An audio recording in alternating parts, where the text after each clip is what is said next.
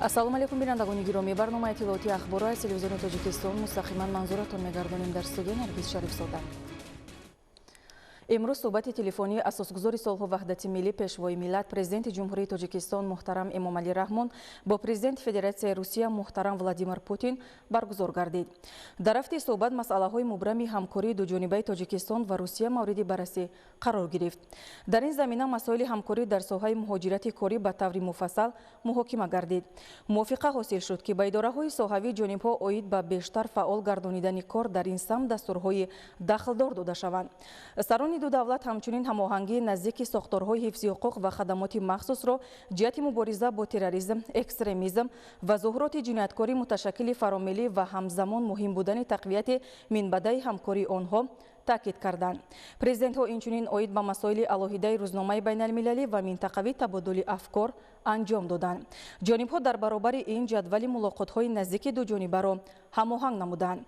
پرزیدنت فدراسیای روسیه محترم ولادیمیر پوتین از پیشوای ملت دعوت کردند تا در واخوری غیر رسمی سران کشورهای اتحاد دولت‌های متحد و چهاربینی ها به مناسبت روز غلبه که در شهر مسکو برگزار خواهد شد اشتراک نمایند. بینندگان گرامی، برنامه اخبار ادامه می‌دهیم. امروز در پایتخت جمهوری تاجیکستان شهر دوشنبه در قصر تنیس و مجمع ورزش‌های آبی مسابقه بین‌المللی جودو دوشنبه گرندسلم 2024 آغاز گردید. در این مسابقه با نفوذ بین‌المللی ورزشکاران از 72 کشور جهان اشتراک دارند. جمهوری تاجیکستان را در مسابقه بین‌المللی جودو دوشنبه گرندسلم 2024 37 نفر ورزشکار نمایندگی می‌کند. یوسف غنی‌زاده گزارش می‌دهد. این تالار محتشم قصر تنیس و مجمع ورزش آبی دوشنبه می باشد که میزبانی با نفوذترین مسابقه جهانی قبل از برگزاری بازی‌های المپیک پاریس 2024 گرندسلم دوشنبه 2024 انتخاب شده است. در این مسابقه با نفوذ بین‌المللی ورزشکاران 72 دولت نامنویس شدند و میانی هم رقابت میکنند. برگزاری این مسابقه با نفوذ جهانی شهادت دستگیری و توجه همیشگی رئیس مجلس ملی مجلس عالی جمهوری تاجیکستان رئیس شهر دوشنبه محترم رستم امامعلی نسبت بر رشد ساحه ورزش می باشد و محض با اقدام‌های سازنده پیشوای معظم ملت محترم امامعلی رحمان دوام چند سال اخیر پایتخت کشور عزیز ما شهر دلارای دوشنبه میزبانی با نفوذترین مسابقه های جهانی انتخاب می شود و معروفترین چهره های ورزش به تاجیکستان تشریف می آورند و در میدان دوشنبه میانی هم رقابت می نمایند. سال 2023 در همین میدان گران پری دوشنبه 2023 دایر شده بود که در آن ورزشکاران با مهارت تاجیک به گرفتن 7 مدال مشرف گردیده بودند و امسال نیز باور است که در دوشنبه گرندسلم 2024 ورزشکاران تاجیک که با تعداد 37 نفر اشتراک می نمایند از خود مهارت بلند کسبی نشان داده در این مسابقه با نفوذ جهانی نیز با مهارت بلند کسبی خود شرف ملت و دولت خود را حمایت می نمایند و مدال های نو به خزینه ورزشی مملکت وارد می کنند.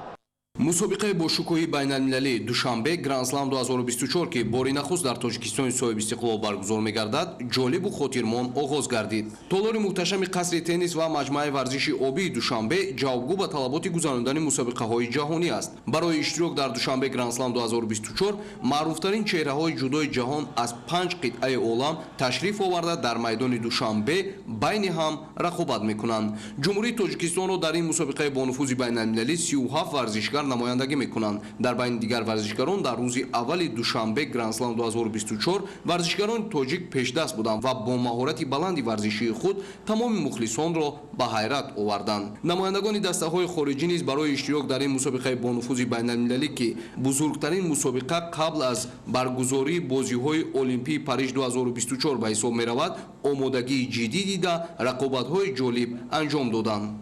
در حاشیه سیاست ورزشپرورانه اساسگذار صلح و وحدت ملی پیشوای ملت پرزیدنت جمهوری تاجیکستان محترم امامعلی رحمان بار نخست در شهر دوشنبه با تشبث و دستگیری رئیس شهر دوشنبه محترم رستم امامعلی مسابقه بین المللی گرندسلم برگزار گردیده ایستاده است. 389 نفر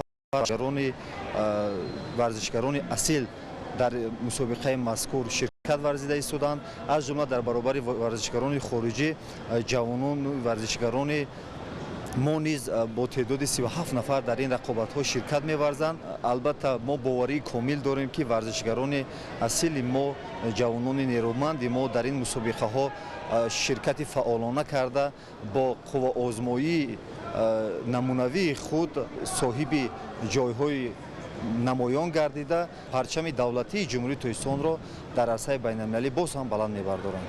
ибтидо аз будубош ва омодагиҳо ҷиҳати баргузории душанбе Гранд Слам 2024 дар пойтахти Тоҷикистони соҳиби истиқлол дар сатҳи баланд роҳандозӣ шуда буд. Дар рӯзи якуми мусобиқа варзишгарон аз рӯи 5 вазн 48 кг, 52 кг, 57 кг байни бонувон, инчунин 60 кг ва 66 кг байни мардон қувва озмуда беҳтаринҳо ба даври ниҳоӣ роҳ ёфтанд. Аз ҷумҳурии Тоҷикистон дар ин рӯз 14 ҷудочӣ иштирок намуданд. Good morning. I'm Andrei Fonseil. I'm the manager for safety and security. дуруд, ман Андрей Фолсевел, менеҷер оид ба бехатарӣ ва амният дар Федератсияи байналмилалии ҷудо ва вобаста ба салоҳияти худ аз аввалин лаҳзаҳое ки мушоҳида намудам, ҳам аз лиҳози бехатарӣ, тозагӣ, шароити баргузорӣ ва умуман аз ҳама лиҳоз барои тамоми иштирокчиён омодагиҳои сатҳи баланд дида шудааст. На танҳо дар ин иншооти варзишӣ, балки омодагиҳои баланди ҳамаҷониба аз фазои шаҳр низ маълум аст. Everything was in good order. В Душанбе я был 40 лет назад, это времена еще были советские. Ну, честно сказать, настолько изменения хорошие, что город практически как европейский, современный, ухоженный, зеленый, чистый. И люди такие приветливые, добрые. И, честно сказать, я много езжу, меня это поразило. Потому что настолько уровень расположения. В советское время, когда мы были, вы знаете же, все страны типичные. Стандарт, строительство, микрорайоны, дома. А сейчас очень-очень я был поражен. Практически вот из 15 республик Душанбе один из тех, который на 80-90% изменился в лучшую сторону. Что касается Гранд-слама, это является предпоследним у нас, предолимпийский старт, поэтому было очень важно приехать и выступить. И в плане организации я посмотрел, как приветствовали вот, нас, было очень приятно. И видно, что люди, народ любит дзюдо. Вот посмотрите, здесь 10:30 утра, зал полный, такое редко где бывает. Меня зовут Георгий Балардишвили. Очень понравилась организация, атмосфера очень хорошая, большая. Ну, желаю всего хорошего и удачи всех спортсменов. Я видел очень подготовленные соревнования, организация очень хорошая, народу очень много. И думаю, все пройдет хорошо. дурахши тобноки ҷудочиёни тоҷик дар душанбе Гранд Слам 2024 мухлисонро хушнуд намуд. Аз ҷумла Обид Ҷебов, Муҳаммад Солеҳ Қувватов, Мулло Раҷаб Халифаев ва Ҳақдод Гулов дар рӯзи аввал маҳорати баланди варзишӣ нишон дода, бо талоши ҳамешагӣ барои пирӯзӣ шарафи миллату давлати худро ҳимоя намуданд. Роҳандозии чунин мусобиқаи бонуфузи ҷаҳонӣ дар пойтахти Тоҷикистон самараи тадбирандешиҳои пайвастаи пешвои муаззами миллат муҳтарам Эмомалӣ Раҳмон ва раиси Маҷлиси Миллии Маҷлиси Олии Ҷумҳурии Тоҷикистон, раиси шаҳри Душанбе муҳтарам Рустами Эмомалӣ нисбат ба рушди соҳаи варзиш ва тарбияи ҷисмонӣ буда барои пирӯзиҳои пайдарпари варзишгарони тоҷик дар мусобиқаҳои байналмилалӣ замина мегузорад. Маблағи умумии ҷоизаҳои молии мусобиқа 154 000 евроро ташкил медиҳад. ғолибон дар ҳар вазн 7 вазн байни мардон ва 7 вазн байни занон бо 5000 евро, барандагони медали нуқра бо 3000 евро ва соҳибони медали биринҷӣ бо 1500 евро сарфароз мегарданд. Юсуф Ғанизода, Маҳмад Саиди Камол барои барномаи иттилоъотии ахбор. муждаи фарабахши варзишӣ. Варзишгари маъруфи тоҷик Муҳаммад Солеҳ Қувватов дар мусобиқаи байналмилалии Душанбе Гранд Слам 2024 бо маҳорати баланди варзишӣ ба гирифтани медали тилло мушарраф гардид.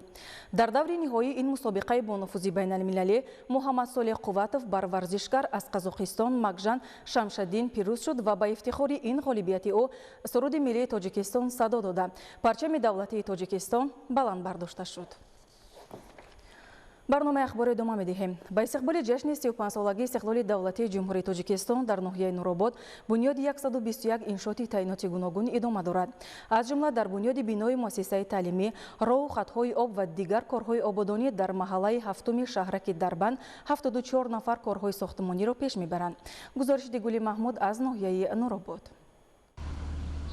ساختمان بینای مؤسسه تعلیمی برای 640 جای نشست در محله هفتم شهرک دربند ناحیه نورآباد سال 2019 آغاز گردیده بود.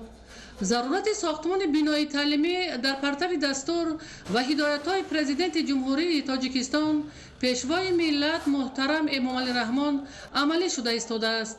زیرا با کوچانیدن اهالی از منطقه زیراب شونده و محله نو بنیاد یک قطار انشاءات ساحه اجتماعی پیش آمد تا خوانندگان پوره به تحصیل فرا گرفته شوند. محض حکومت جمهوری تاجیکستان در محله هفتم شهرک دربند مکتبی سه آشیانه زمانوی بنیاد شده ایستاده است تا در آینده خوانندگان به تحصیل فرا گرفته شوند.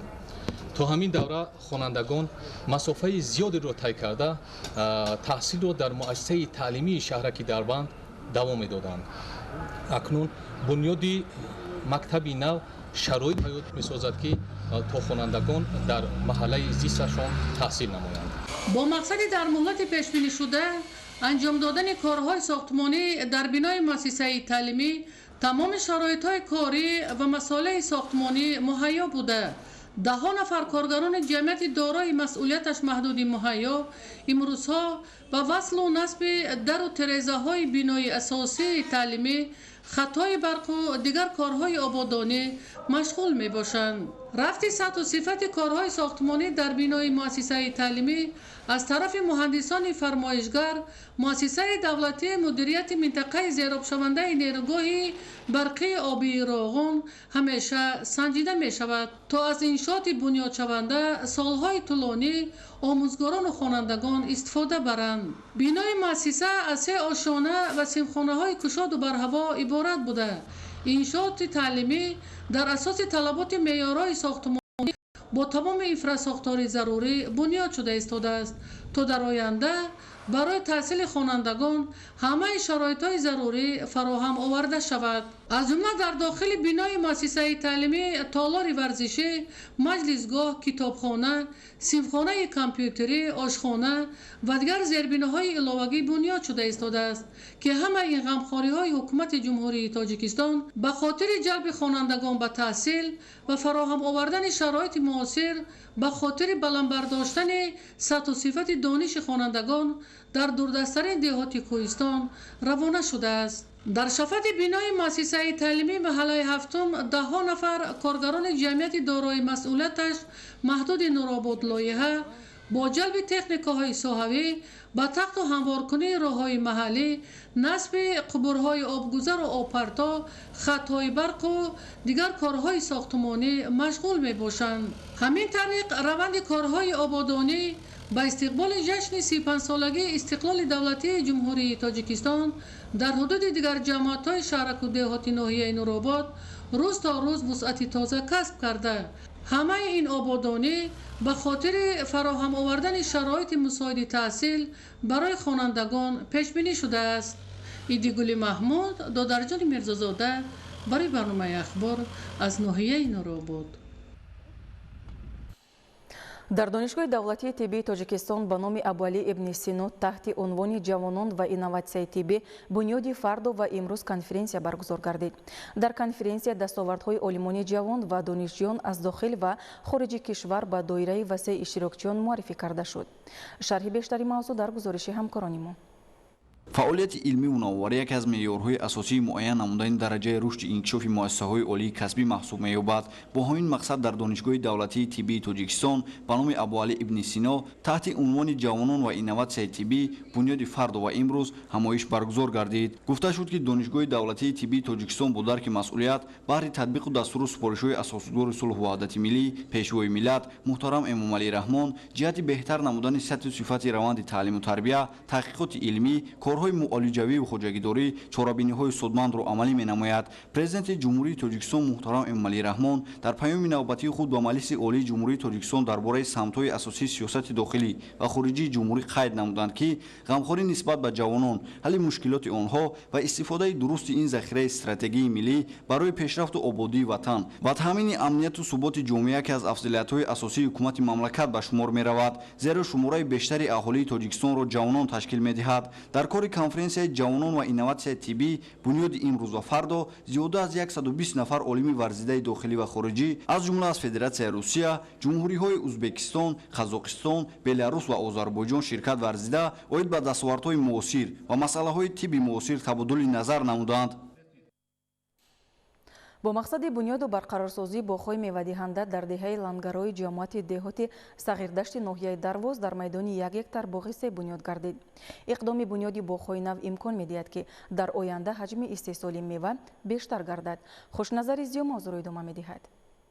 ҷиҳати бунёди боғҳои нав, барқарорсозии боғҳои кӯҳна ва сабзу хӯрам гардонидани гӯшаву канори кишвар, вусъати корҳои ободониву созандагӣ, васеъ намудани майдони боғҳои мевадиҳанда дар деҳаи лангарои ҷамоати деҳоти сағирдашти ноҳияи Дарвоз дар масоҳати 1 гектар боғи дарахтони мевадиҳанда бунёд гардида зиёда аз 150 бех ниҳоли себ шинонида шуд. обу ҳаво ва минтақаи файзбори сағирдашт дар баробари чорводорӣ ҳамчунин барои бунёди боғ хеле мусоид буда сокинони ин мавзеъ заминро самаранок истифода мебаранд. боғдорони ҷамоати деҳоти сағирдашти ноҳияи Дарвоз ба парвариши себ таваҷҷӯҳи махсус зоҳир намуда навъҳои хуби себро ки дар бозори истеъмолӣ харидори зиёд доранд аз қабили себи хубонӣ ва голден парвариш намуда ҳосили дилхоҳе ба даст меоранд.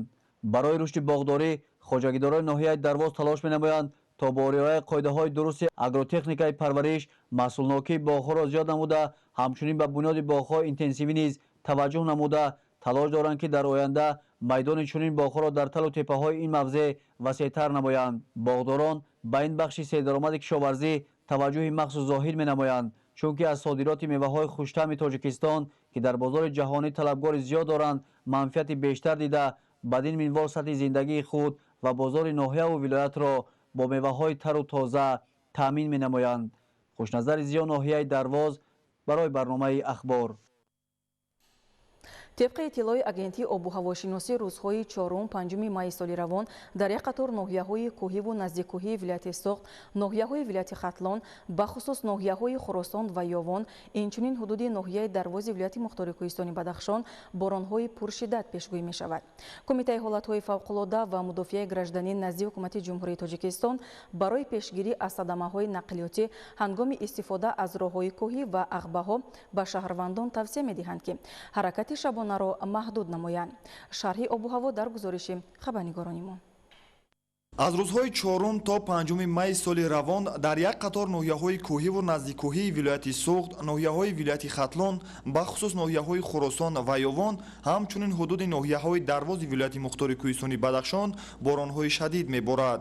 Кумитаи ҳолатҳои фавқулода ва мудофиаи гражданӣ назди ҳукумати ҷумҳурии Тоҷикистон ба маълумоти агентии обуҳавошиносии мамлакат хабар медиҳад ки дар қаламрави ҷумҳурӣ рӯзҳои оянда ҳавои номусоид дар назар аст. дар як қатор ноҳияҳо эҳтимоли раъду барқ, шиддат гирифтани шамол бо суръати 15-20 метр сония вуҷуд дорад. рӯзҳои 4 то 5 май дар аксар ноҳияҳои тобеи ҷумҳурӣ, ноҳияҳои кӯҳӣ ва наздиккӯҳии вилояти Соғд, ноҳияҳои Ховалинг, Муъминобод, Шамсиддин, Шоҳин, Балҷувон, Восе, Ёвон, Хӯросон ва шаҳри Кӯлоб, ҳамчунин қаламрави ноҳияҳои Дарвоз омадани сел дар назар дошта шудааст. баланд шудани сатҳи об бар асари боронҳои пуршиддат дар рудхонаҳои Ёхсу, Қизилсу ва дарёҳое ки аз қаторкӯҳҳои ҳисор ҷорӣ мешаванд эҳтимол дорад.